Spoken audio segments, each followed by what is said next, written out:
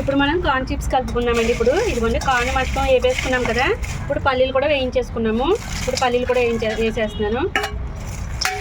పల్లీలు కొంచెం ఎక్కువగా ఉంటే బాగుంటుంది. ఇప్పుడు అందులో కొంచెం సాల్ట్, ఇందాక కొంచెం జల్లిన లైట్గా, ఇప్పుడు సరిపోవాలి కదా పల్లీలకి అన్నిటికి. ఇంకా కలిమాకు,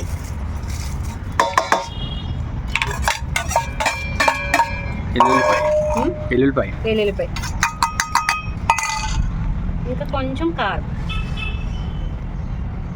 ఒక వారం రోజులు ఉంటుందో ఈ స్నాక్స్, 10 days ఉంటాయో మరి, రెండు కలిపి చక్కగా మనకి ఇప్పుడు కార్న్ చిప్స్ కూడా రెడీ. స్నాక్స్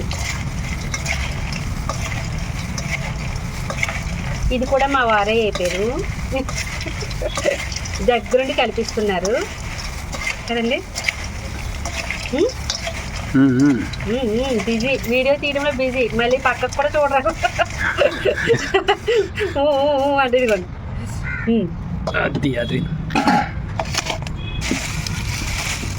ఇప్పుడు మా వారికి కొని పెట్టేస్తా. పెట్టండి.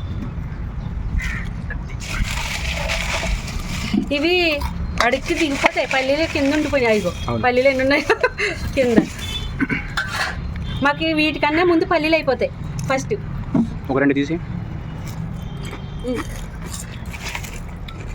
అది టేస్ట్ అది బాగుంది. ఎలానండి? చాలా చాలా బాగున్నాయి. నీకెలా ఉన్నాయి? నచ్చినాయా? సూపర్, చాలు, సంతోషం. చాలా బాగా నచ్చింది.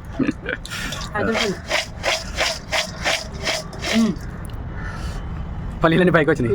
అదే కింద దిగిపోతాయని చెప్పాను కదా.